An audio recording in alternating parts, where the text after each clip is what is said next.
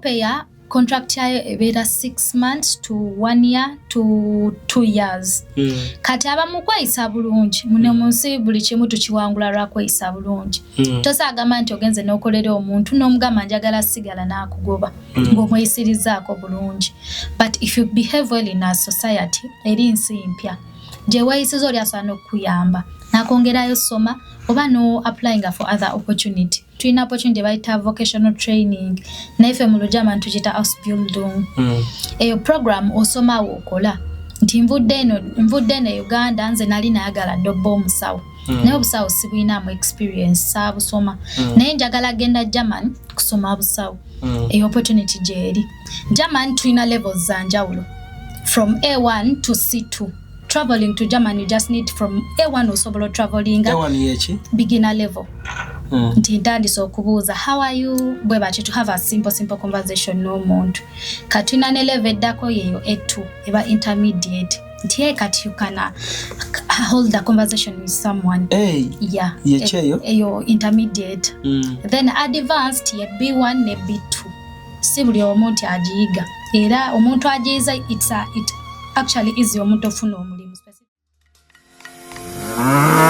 Tukwaniriza ku Kasirye Breeders Emitiana wogenda okusanga ennunda y'ente eri ku mulembe n'omutindo omulungi. Ente zaffe enteeketeeke eranga za lulyo omuzungu zayita pedigree mu bika eby'enjawulo omuli Flick View, Holstein, Friesian, iShare wamu ne Jersey breed ezigenda okuwa amata okutuuka ku liita 36 ne liita 46. Jangu ku faamu yaffe oyiga okulunda ente z'amata osobola okwenogera ku nsimbi. Bw'ogula ente zaffe z'amata ng'era oyize n'okuzirunda ky'oteekamu ky'ofuna. Tukubire ku noti 7556-86-38. Osobola n'okutugoberera ku YouTube oba TikTok n'osobola okumanya ku byonna ebikwata ku kulunda ente z'amata. Views expressed in the following conversation do not represent the views of this channel. Kale ku mukutu kwe tuli ALLANCRUZ ge manya nyongero okwanirizaako yonna gy'osinzidde okubanga ate otulabira. Tusinzira mu ggwanga Uganda kulaba nga tukuweereza naye content tugezaako okulaba nga tumusunsula bulungi. Kwegamba ndeete show at least ng'eraibwa abantu batono naye nga at least ekugattako ku makya olw'eggulo mu ttuntu wonna ssawa z'oba ondabidde. And olunaku olwaleero nina omukyala gwe nkyazizza. She has surprised me munnange. Naye we muntu wakubi naye aŋŋambye mbu nali ku prompate yaabwe naye abaana abawala bakula mangu. Kati aŋŋambye nali ku prompate nze nga sijjukira naye nga ssaawa zino akola ku German Language School Kampala. German Language School Kampala. Yeah. Gyokola musomesa Lujamani. Lujamani, yeah. Okay. Kale soko obuuze ku batulaba n'oluvannyuma tutandikira awo babuuzeeko amannya n'oluvannyuma tutandikira awo. Hello everyone, my name is Salma, representing German Language School Kampala, German Language School Nairobi, German Language School Kigali, byonna. We have different branches. Kampala eriwa? Eri esangibwa ku Kalungu building, basement floor. Ku mukono gwa mapeera. Awo bafuna bulungi. Yeah. Naawe ngambye mbu najja ku prompate yammwe. Najja ku prompate yaffe matuga was it 2018. Yeah. German school musomesa Lujaman. Lujaman specifically, yeah. Ekigendererwa ki? What's the mission of okutandika okusomesa Olujaman luno? Era be musomesezza bagenda wa? Era balusomera bbanga ki? Okay. Era muyambako mutya abamaze oddusoma Olujamani lwabwe olutabasala. So kyensobola ogamba kati German has a language. It's a language, of course. Buli omu aba ne reasons, not traveling reason, but he wants to add a language in his or her vocabulary. So I think sijaga nti buli omu asoma Lujamani kugenda German. Samba so osoma Lujamani kusomesa Lujamani oba to be translators baba ni their own reasons. Naye wetudda kuside y'omuntu ayagala oyiga Olujamani nga yenti nina ambition eyogenda German. As a worker, as a student, as a tourist baba ne bigendererwa bingi. You understand? So German tulina levels za njawulo from A1 to C2 naye kati fe tukoma ku B2 because traveling to Germany you just need from A1 osobola traveling A1 yechi beginner level. Nti ntandise okubuuza how are you bwe bati to have a simple conversation n'omuntu kati tulina ne level eddako yeyo A2 eba intermediate. Nti kati you can hold the conversation with someone. Yeah. Eyo intermediate. Then advanced ye B1 ne B2. Si buli omuntu agiyiga. Era omuntu agiyiza it actually is omuntu ofuna omulimu specifically ngagenze direct to work in Germany. Yeah. So for the period levels on naffe tuzisomeseza emyezi ebiri. A1 2 months, A2 2 months, B1 2 months, B2 2 months. Probably 8 months a whole course.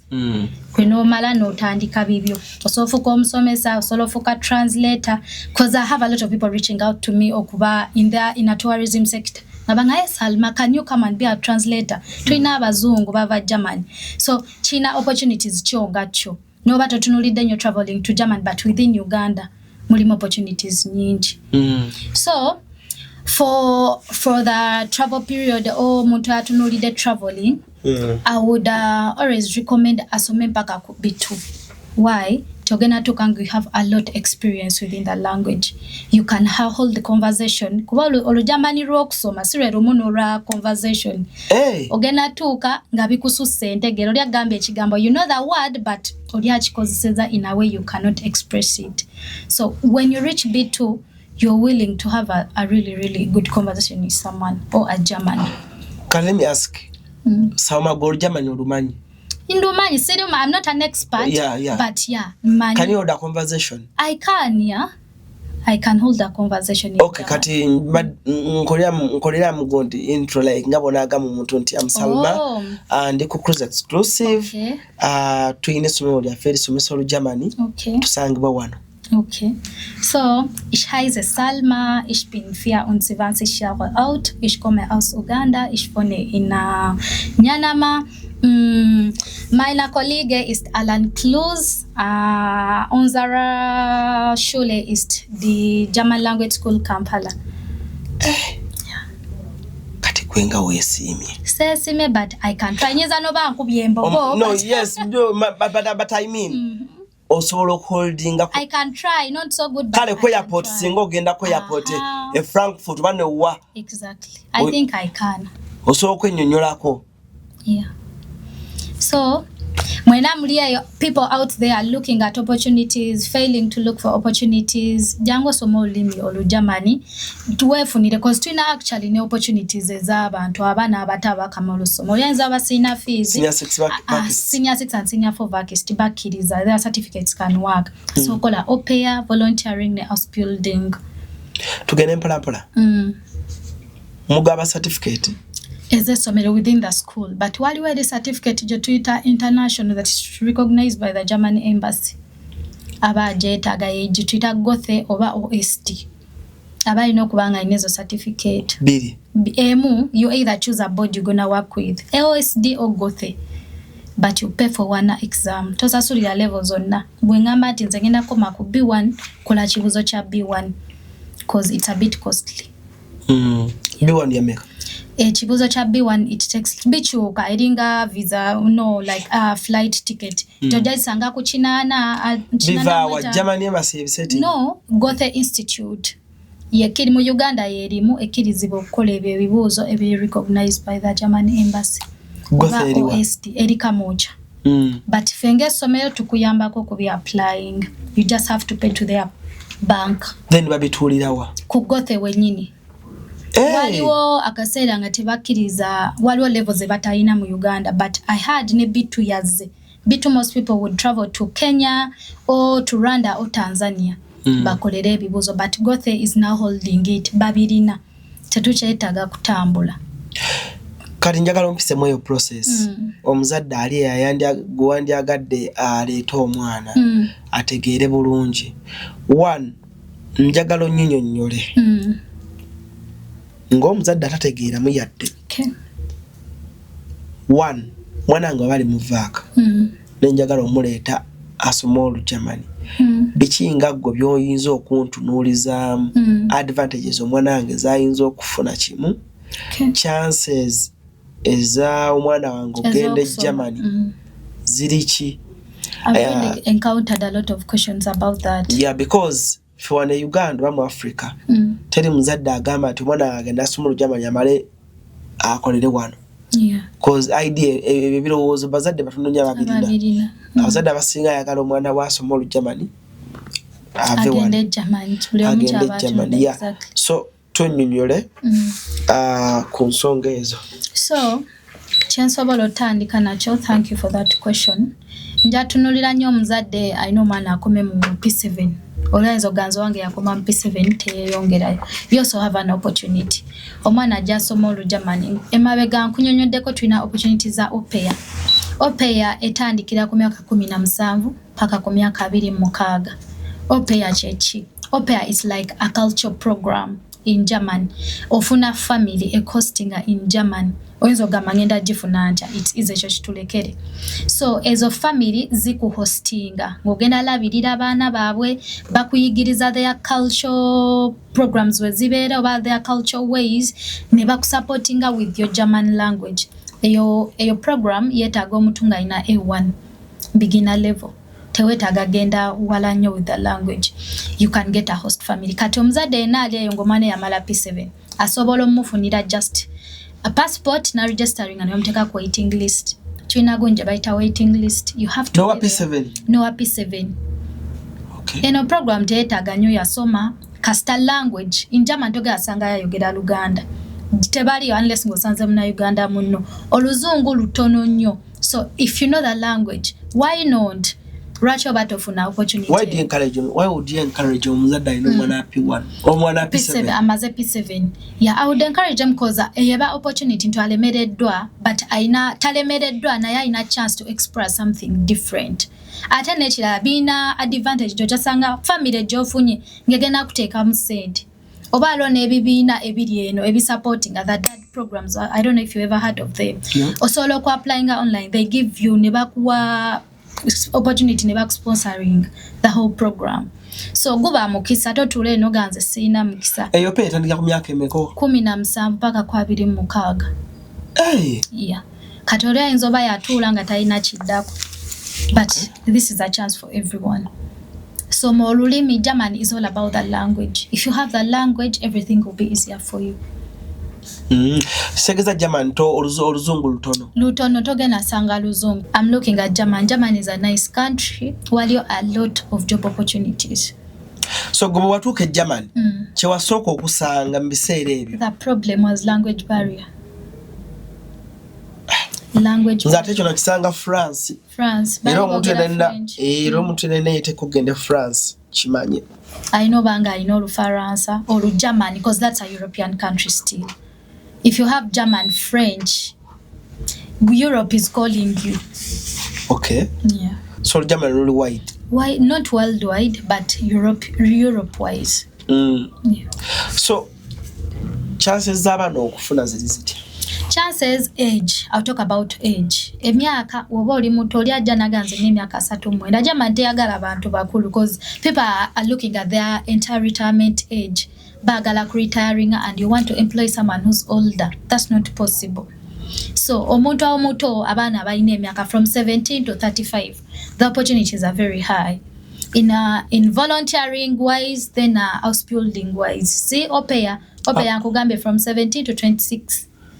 OPEA soko jongoro jinyole bulungi. OPEA program. OPEA wenjimala. Njimala. Do you help me apply over? Fe chetukuyambako, it's the waiting list. Everyone can apply nagenda ku waiting list. So it's a period of 1 year. Olinda mwaka mulamba. Mwegugwako nga tebakwisa, you have to wait for other months. Chitwala like 15 months, 16. So you just have to be patient. Paka embassy wekuyitira. Embassy wekuyita ntobe kwa appointment nga wojja cause I believe bakuwa a period of 6 weeks before okuwa the exact appointment. Wetegeke ononyeza host family eyo je gambyeko ti German OPEA program etunulidde nnyo host families eziyagala abantu abakola child care, home caring nokuwa okuyigiriza culture yaabwe. abajamani fine bagamba balina empisa embi naye kati ne program weri bajagaliza bagala oyigiriza abantu a lot with their culture. Kino before mwana nga tana registering kusoma mubi muyitira byonna. Of course buli ayagala omanya gwa choosing which route you want to take. Opeya mpanvumu. Opeya yo, that's the difference. Etwala omwaka mulamba n'emyezi egigwamu. But still oba mweyo age range ngawe gambi opportunities are 98%. Eriko interview. Interview ali ako interviewinga. Your host family. Embassy abantu sima lwachi batyanyeyo embassy it's specific as you take the exact documents baba kusabye olenzo gani bagenda kumbuza ki ku embassy, but if you have that document, right document, I don't think there is anything to interview you. The interview is within your host family oba omuntu agenda okutwala ogambi host family njifuna ntya fefe nyini tukuyambako abesomero. Yeah. After getting you the contract, prepare you for an interview with your hoster, ne prepare you with the documents. No, teba kwembase inzoba within a video call through Zoom or whatever. Mwe mujikola. Sifa bajikola your host gwe tuba tukufunidde. Namba ajikola njikolera wa. Tusobola sinzobera within our grounds or within your means. Okay. Yeah. Kati chiri joli fogwa fe kufunira ki. If you fail the interview, that's upon you. Interview yo. But there is no guarantee you're gonna fail because we've prepared you. Okay. Okola interview oli abayogera mu Germany. Abatayogera mu oli ayinza batayogera mu Germany because remember you have an A1. Amwana A1 taba in position ya kolachi to hold a very long conversation. Ayinza oba oli akuwadde omuntu agenda osobola ku interviewinga because obanga bo bamanyi oluzungu abamba abalumanyi abamba batebalumanyi obanga tebalukozesa nnyo. So bayinza okubuzayo obubuuzo wali obaddeko n'abaana. Do you love kids? Oba ne bakuweereza interview through a paper like a written. Ng'olina kujjuliza okwo gwe n'oweereza. Because baba bamanyi omuntu okolachi you're not familiar with the language. And one of the benefits tibagala kwongera olulimi lwabwe. Ekyo kyekiri ekyo. That's why Opera is in existence. Okay. Yeah. And appointment ogambe yo ninagenda ku embassy. Embassy. No, togenda ku embassy ogikolera online. No bakuteka ku waiting list. So musobolo kinkolera. Mwabesomera. So bwema atandika okusoma nga noze njagala Opera. Mwenda okusoma nga mukola kasito otandikira no registering. Wojjo ku registering as long as you have a passport with a passport number. Tujikujuliza kubanga buli wolwawo n'obudde bwa bukolachi bugenda. Yeah. So it's better you register earlier. Okay. Yeah. Then newo gama ngenda tandika mu December but tandika register now bakuteke ku waiting list. So nsolo kubanga nze nakasaayo nefuna appointment bango okusoka abasooka. Anyway, opportunities ngai gambi omukisa. Omukisa nago mukulu, you have to be with luck. Abantu abamu bagamba nze nataddeyo la mwezi mwaka guwedde tufunye. So bichuka it varies. Bayinza ogamba mwaka mulamba ne gugenda ku myezi 10. Bibeera bichuka but etagamba nti ntaddeyo leero mwezi ogujja n'ofuna. Awo mba nkulimbi. Tojira muwasi. You have to be in Europe. Toina teka mu maddu nawe nchiwa like when you're processing your France whatever visa it took you time, you prepared a lot of documents tewagendera awonti ngendera mwezi gumu. So buli kimu tomala gachipapira. So kati bano banva buwalabu nva Dubai njagala genda Germany straight. Tebali yo nabo era tubibanyonyola cause tulina abana bangi abali ku online program ezo. Bali eyo jambali Dubai abambali Saudi Arabia bali wala. Naye era tukunyonyola okiyingidde tunuulira bino we give you different opinions, you choose one. Singa bampita nga ndi mu kiyumba nga amadde mbisomera online anti tuba tukuprepare nze tugamba within this period you have to be this side era abasoma bakulaga fe tubuzaayo kaseera katono contract ekolechi we've never encountered someone gava agenda yatandise emyaka 2 acha yakagenda atayagala lulimi. No, unless ngoli alisoma kulubeeza nga ina other future plans. Bwe mangenze ku Opera nga mufunidde family. Advantages z'empapula ziri zitya? Kati abaana abasinga Opera contract yayo ebera 6 months to 1 year to 2 years. Kati abamu kweyisa bulungi muno munsi buli kimu tukiwangula lwa kweyisa bulungi. Tosagamba nti ogenze n'okolera omuntu n'omugamba njagala sigala n'akugoba ng'omweyisirizaako bulungi. But if you behave well in a society eri nsi mpya gye weeyisiza oli asobola n'okukuyamba n'akwongerayo soma oba no applying for other opportunity. Ngawe na mention is tulina opportunity bayita vocational training naife mu Lujama tukita house building. Eyo program osoma wokola nti nvudde ne Uganda nze nali nayagala dobbo omusawo naye obusawo sibwina mu experience saabusoma naye njagala genda German kusoma busawo. Eyo opportunity gyeri bayita house building eyina a lot of vocational training mwe muli hospitality, nursing, caregiving, technician bingi nga olaba nti ebintu by'omu mukono oyiga kiyige n'oba tewatisomerera. So ogenda mu eyo field oyo omuntu akututte osobola omugamba njagala okukola ki to apply for something else oba ye n'akikugamba togenda you can do this opportunity ziwideninga naye nga wenkugambye neeyisaayo oyinza okweyisa obi n'akudeporting. Yeah. Obanga oli munafu. Bataagala kati olina okubanga ekintu okyagala n'ennaku y'ogimanyi. Nvudde Uganda embeera eri bweti, so you have to look at that n'omanya nti gye ngenze nina kutoba. Teri kintu kyangu. I'm not encouraging anyone to, it's a soft path. No. Waliyo uncertainties. Ebigijja bingi mukubo ebigezeso bo bayinza babe balina empisa embi, but you have to bear with that. Fete tulina guarantee nti we are going to take care of you. Tukufunidde kyoyagala, go for it, face every difficult challenges, but along the way things get better. Yeah. So opea contract ebera wakati wa myezi 6 mwaka ku myaka 2.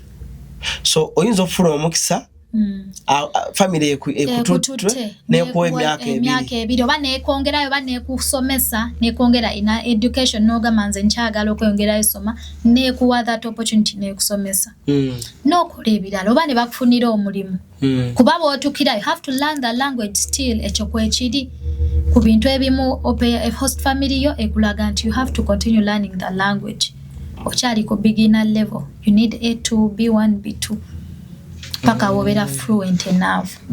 Okay, then tugende ku ugambe building volunteering etandikira ku myaka 10. Volunteering eyo njiwulira nnyo nga bagamba volunteering in German kuba kolera bwerere nedda era okola naye bakusaswa ne OPE I forgot to mention you get paid bakuwayo ka gundi paka itaka commission kabera between 400 euros 500 euros weba nga bakwa accommodating I even get this question ntinza wemba maliriza ntuso gende bweru ani anchima kutisawe omuzadde akibuuza eyo family ekututte already eba responsibility yayo kuchima ne government ebechima ate ne advantage eriwo as long as it's a tip to everyone planning to travel to Europe.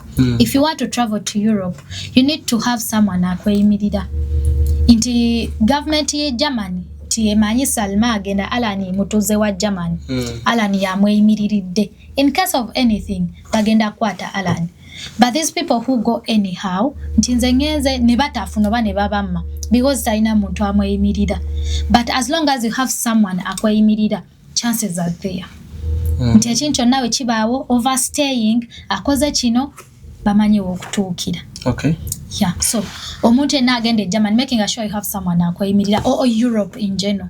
Kambuze nasina kerabira bwemba ngende German Salma nga njagala tambula byange naye nga na applyinga publication eyongete nga babwe kyatambula tebanampita waiting list tebanampita naye nga njagala ku apply agenda German. Can't it affect me? It cannot affect you because this is another project that got time frame. It's 1 year. You're traveling within 3 months over it's a short visa stay. Techina which affecting it.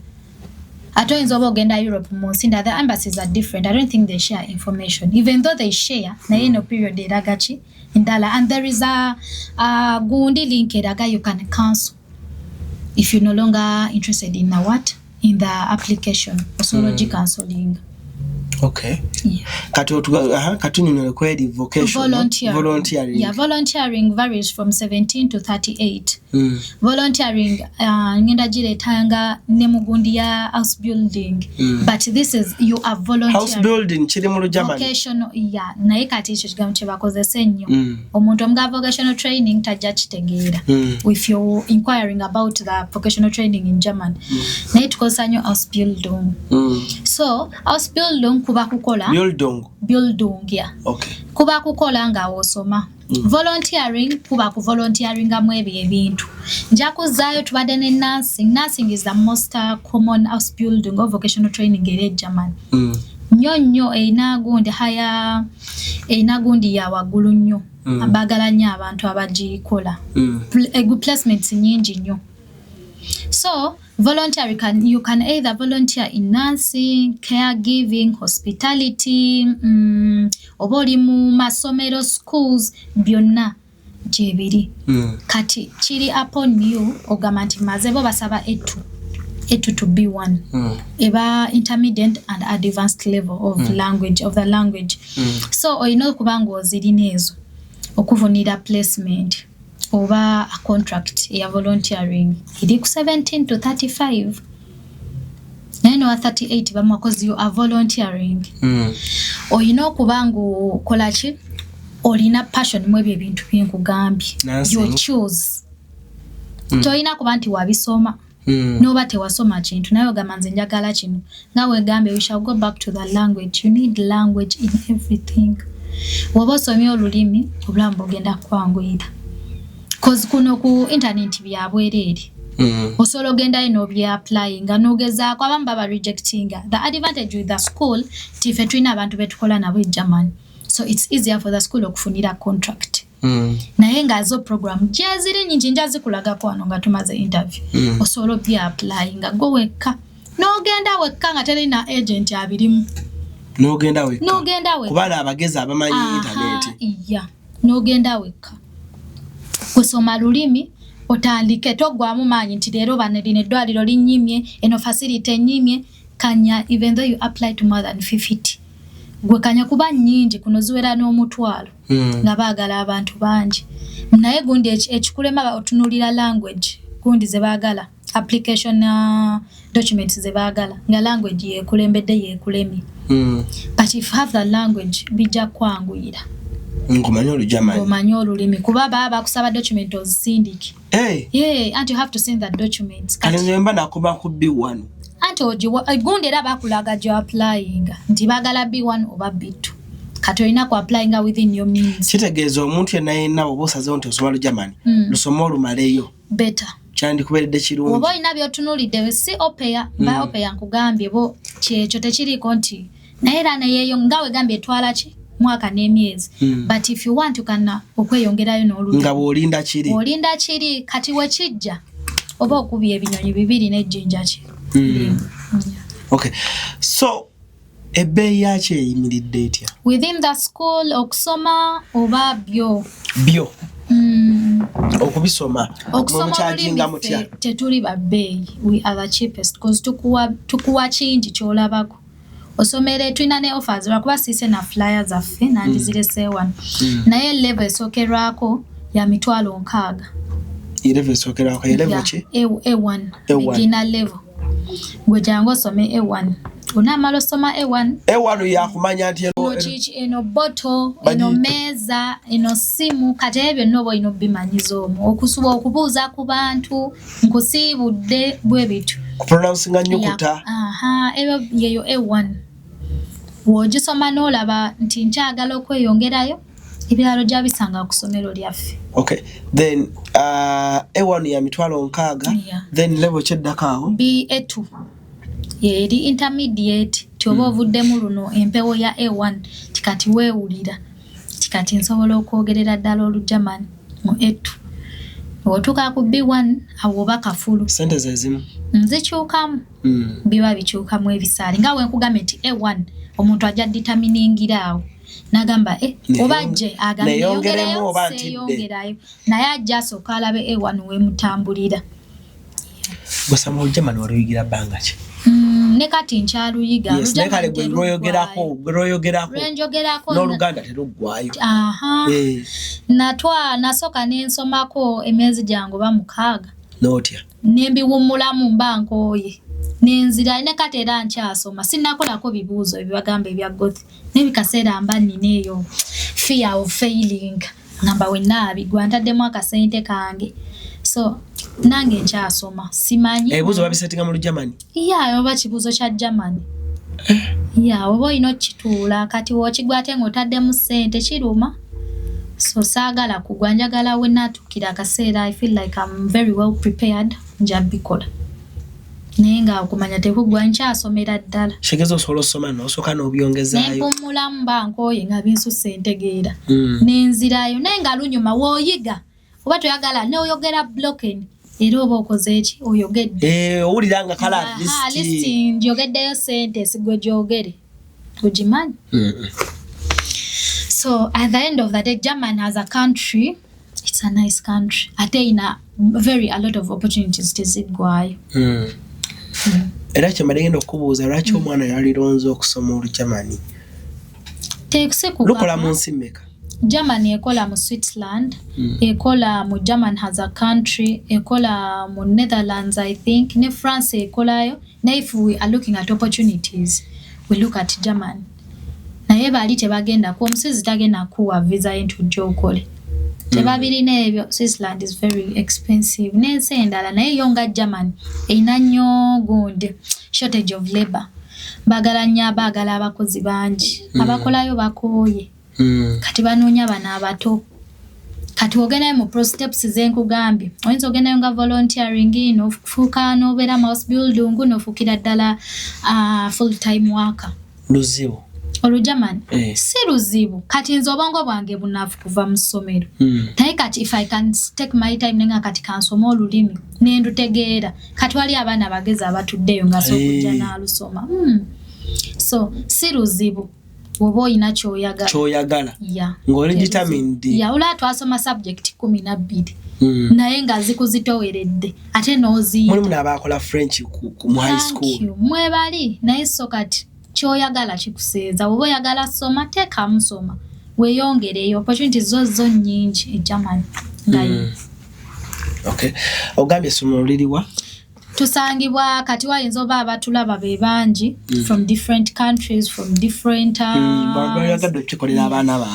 mu Nairobi tulinayo ba clients be Nairobi eyo muli bangi tuli awo Embassy House level 5 room 510 tuli mu Uganda tuli Kalungu basement awo tuka kukubi ne Mapeera ova ku Mapeera ekizimbe ekiddako kiriko chakula ekyokusatu kiriko DFC unit taking bana zaffe weziri wabweru oba tutuuseeko ab'embalala mu tawuni awo oba okiraba waliwo ekipande kyaffe kinene nnyo German language school Kampala Mbara branch so buli omu gyali Gulu we have a lot of clients in Gulu we are looking at expanding it yonna tujja tuukayo buzibu ki bw'osinza okulaba n'abayizi abajja abantu abakulu si bangu 40 and above kale olulimi singa we nakugambye buli omu talina gundi ya ambition nti njagala genda German that person wants to add a new language to their vocabulary so ayinza okujja nebimutama nakuyombesa atogenda muddamu so at the end of the day you feel like you're exhausted but you osomesa naawe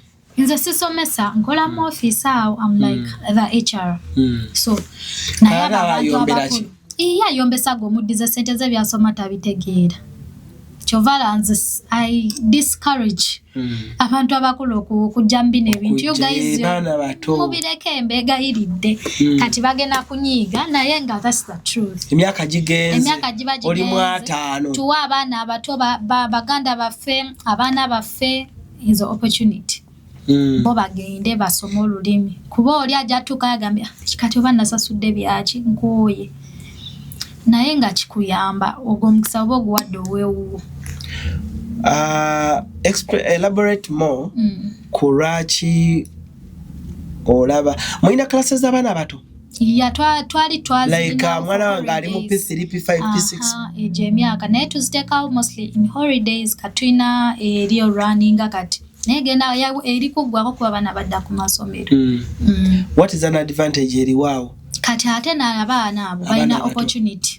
Wabeerawo tulina sponsoring programs nyingi ezaagala abo abaana abato. Okugenda e Germany basome, either oli ayinza oba ng'alina ne talent, oba bali bayimbi, oba ono omwazanya mupiira, swimmer. Kati wajja ezo programs oba sponsorship programs zetuba nazo nazifavoringa obwo obwana. Ogola nga baba tusaba omuzadde waba alyoke nakyo omwana agenda. Mulimu gwa mubeera ku internet nga munoonye ebyo. Tetubibeerako, but nga we nakugambye in the first place, we are working with people in German, so we have a lot of opportunities. Wezijja nga waliwo abazi. So bana akalako nga kagezi kato. Tokako togera leka kayiga olulimi. Omwana wanayiga olulimi bulungi, opportunities nyingi, we communicate. Oteeka mu kitono kuba already eri bamba ba sponsoring. Naffe kiba kituyamba nti tulina sente zimwera omwana okuza asula nange omuntu omukulu. Za asasula. Kuba ate omwana ye yeetaaga obudde singa omuntu omukulu. Twandibadde tuzongeza naye tuzireka. Tetugiyita na A1, tukiyita ki, it's like basic German. Oba tosoma A1 oba oli mu basic cause baya for a time period oba intense. Yeah. Omwana holiday ngeni yakatamu singo wa mutandikirawo. Ne bajja ne basoma naddayo okusomera kati wafuna chance somero lyasomeramu nga lisomesa German. Kimuyamba n'akyagala. Naga ne kusomero ngenda kola ki? Ngenda soma olu German. Cause some schools bayina languages bazisomesa. So wajja no natoma mu holiday natsanga kusomero, it's also an advantage. Okay. So abazadde abali eyo si kibi ndoza tuwulirize oyine namba omuntu kwasobola bafunira gy'osobola bafunira. Omuzadde ali eyo wenna nga wandyagadde omwana wo okubaako ky'omugattako naddala mu kusoma Olujamani tekigaana. Tandika kati munnange ensi eno gye tulimu edduka sipiidi. Omuntu olina okuba nga omanyi ku nnimi ez'enjawulo abatambuddeko.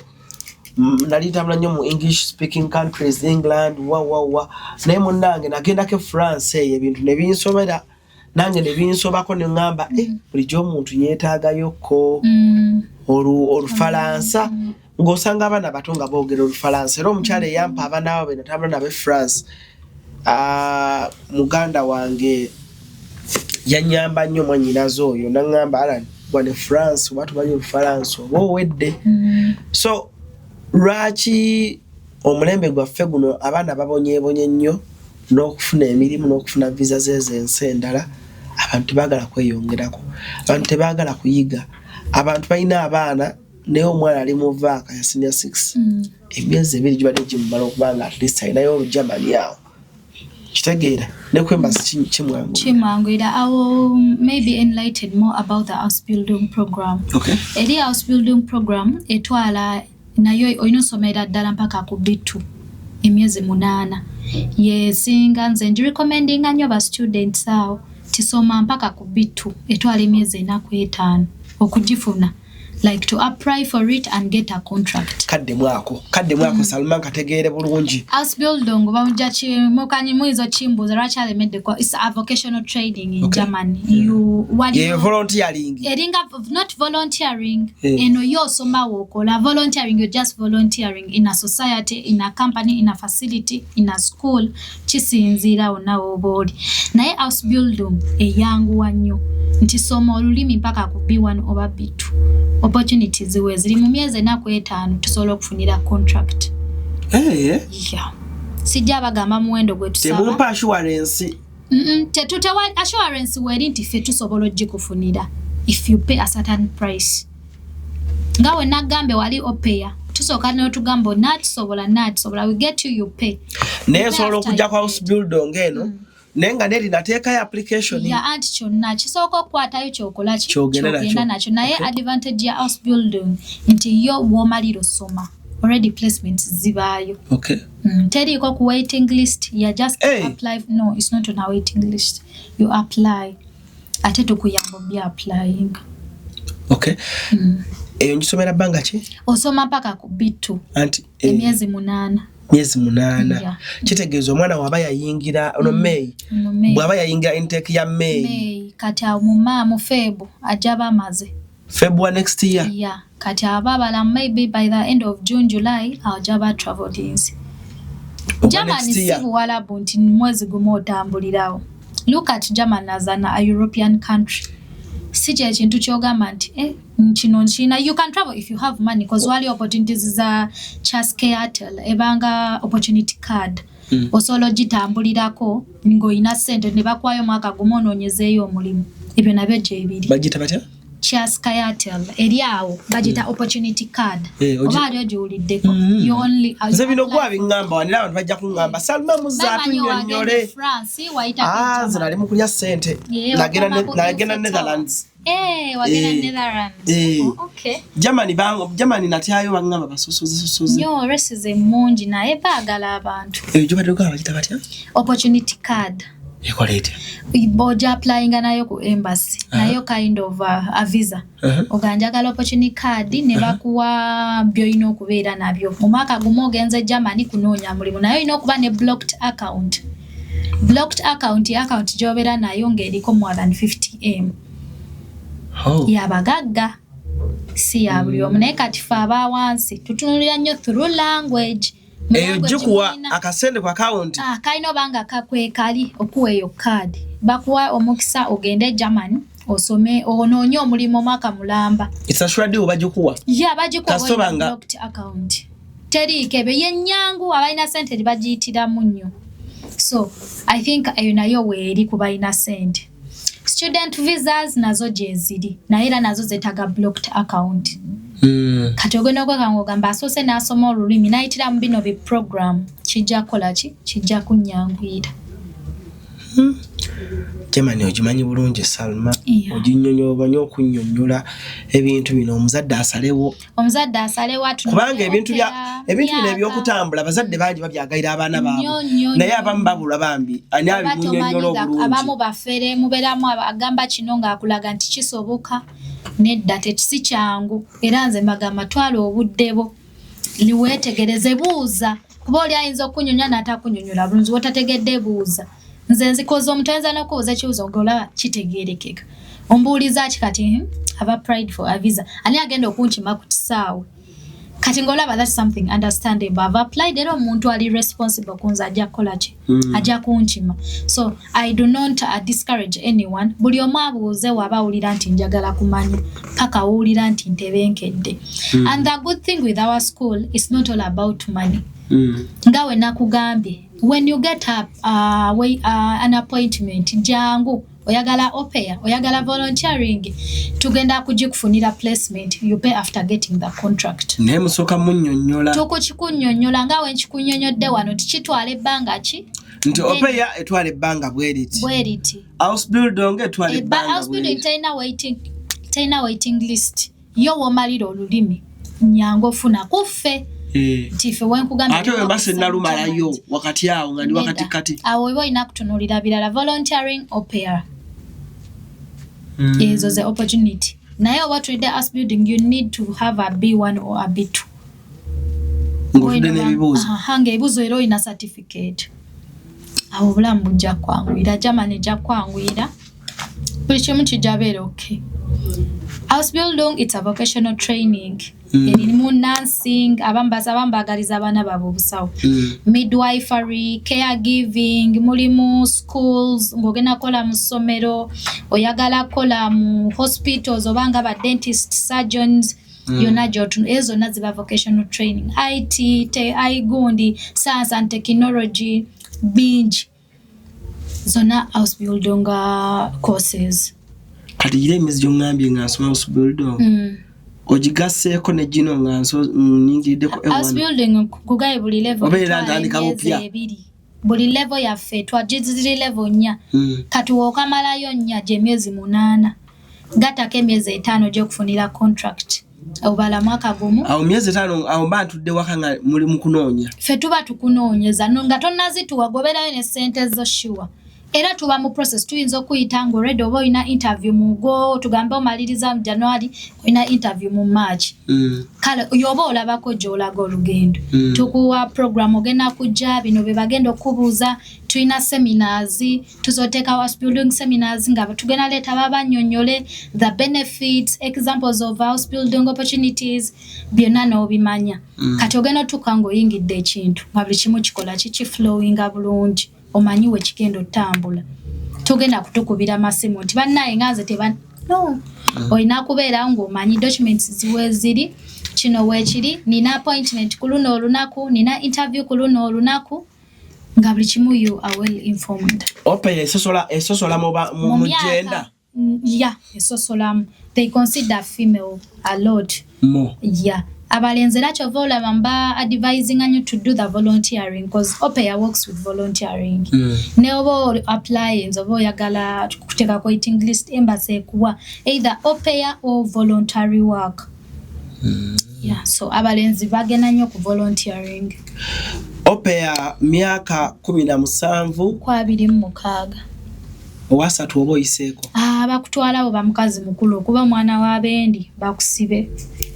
Bagala abaana abato be basobola okukola ki okutegeerera obo okulaga ekyo kati bwe njitandika nga ndi 26 bamala budde era would discourage you still iba y'abaana atawo tunuulira volunteering nti yo from 17 to 35 oso omuntu oyo aba asobola volunteering mu buli kimu kitegeeza kati owasatu awo kopeya Opera amuveeko kubanga saagala mulatuke ku office ate bikyuke olyange no kisoke tukutwala biri byabadde bya TV ekitasoboka tekisoboka nekisoboka nkugamba kisoboka omuntu wa myaka 37 okudda waggulu the opportunities are very less akola ebirala akolerera abaana owasatu muleka 37 noko asobola okugendayo ngeri kadi gye nkugambye opportunity cards masters nezo jezi woba olina sente zo siku discouraging that you cannot travel to Europe you can but on other means si bino ebyokusoma nti ffe tukuyambe era ffe tetuli travel agent abamu bajjanze nyagenda Germany kola we are not travel agent nedda ffe byaffe through education era opportunities zetukufunira through education. Awo wenyini abaana we babuulize ebibuuzo byabwe bagamba mbuno bwe manfunye Opera banga nfunye building obanga nfunye volunteering obwana bwange mbutwala obutwala oli serious bulungi nnyo abaana bagenda bulungi ate nno ne batuukayo obulamu ne butambulira nga ewa kati ngambe Opera nfunye ofunye family entwala njigambe nina omwana nti olinayo omwana ewaka ewano Uganda tebabyagala ng'oli myaka 26 tokyogera nera lwaki oba weekuba omupiira tebagala bizibu ate otuuka eri nti era ina period mpaka contracting eweddeko nti ate alani omwana alwadde nedda anti kyembadde mbuuza nti bakkiriza okutwala abaana olina malako contract wenkugambye kweyisa ki bulungi bayinza n'okwerokominga abeewammwe boolese Uganda ne babayita naga if you have a family bajja bakukyalire ne babawa bonna visa ne bajja kati awo mbadde ntunulira opportunity kati totunuuliza nnyo nti nina abaana kuba tebabyagala kuba bamanyi anytime any doja leetawo ekigwa uncertainty tinze nafunye obuzibu nzirayo no okyogera with experience tebabaagala tebagala nnyo bantu balina you have to be 17 to 26 babaloza omwana akyali muto basobola okubakuyigiriza bingi okyalaba bingi be bakwagaliza bingi tebagala that experience nti olina you're bearing a child or nemukujjuza empapula era weekiri do you have a child n'okatiikinga era ojjalaba nga bakurejectinze so it's better you have a family but you don't have kids gwagenda fe abanauganda tuli batetenkanya gwatuuka ku ground n'obala ekikyo mbayina weeyise bulungi kola bye baagala just be a good person neeno mu Uganda wetowaze butututte wala so neeri it works the same way weeyise obulungi tomanya bye bakwagaliza asa noyita family eyo yonna ne bagireeta oba naawe n'otuuka n'okola n'oba bulungi gwe n'obeereetera okay Endless remarks the wandyagadde okuwa abalabi baffe.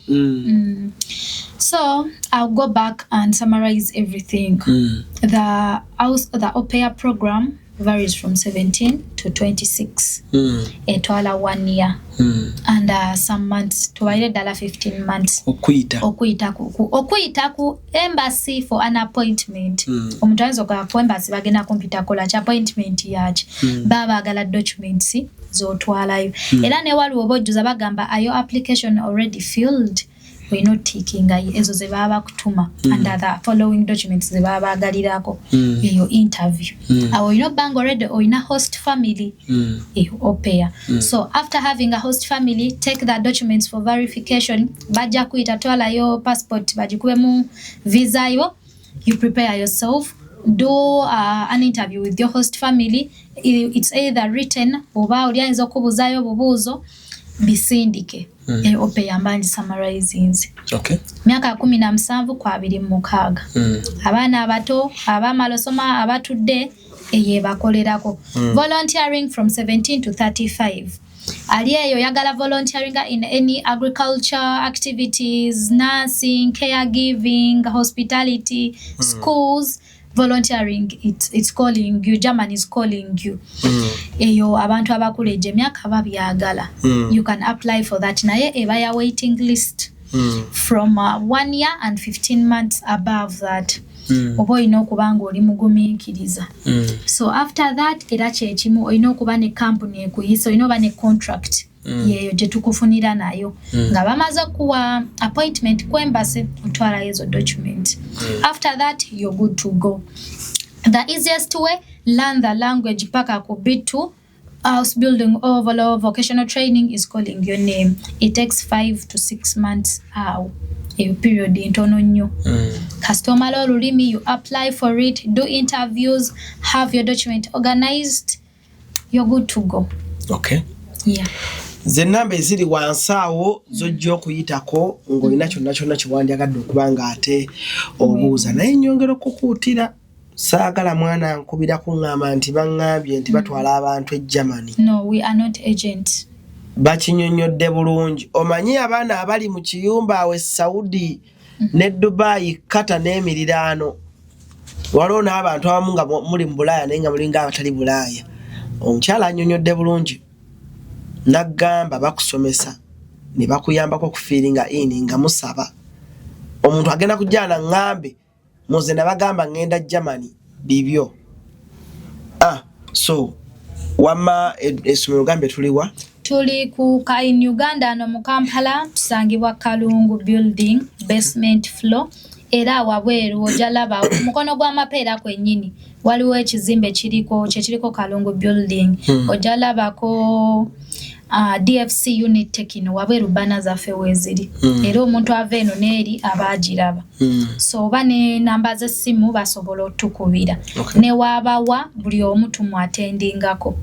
Oba oli Kenya, oba oli Rwanda, oba oli Mbarara, oba oli Gulu, yonna everybody. Courses za mwenso zisoma ne mbasize mu class. Yeah, tulina online classes. Okay. Ate nungi n'ebibuuzo bikolera online. Okay. Kale byebyo nno. CRUZ exclusive sisukawo wano naku olwaleero kujjako nga Salmo ina kyosembyayo. Nze mbalinze atali Satan with anything obanga wandyagadde okumanya ebisingawo tukubire nze am available kuba ku office obuze njagala kwogera na Salma specifically. I'll be available okubaddamu n'okubanyonyola bye batategedde. Kale for now ladies and gentlemen musebe bulungi mwera. Love meets betrayal and passion meets revenge. Get ready for Vows and Vendetta, a Kabaddi, the latest masterpiece from the Ebonies.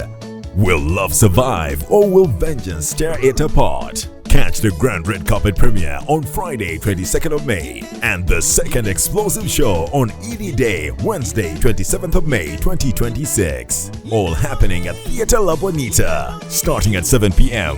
Ordinary 30K, VIP 40K. Starring Marijan Hussain, Lynette Zain and Dr. Samagonja. Featuring Dr. Bossa and Fauzia Nachiboneka. Alongside the legendary Ebony's cast.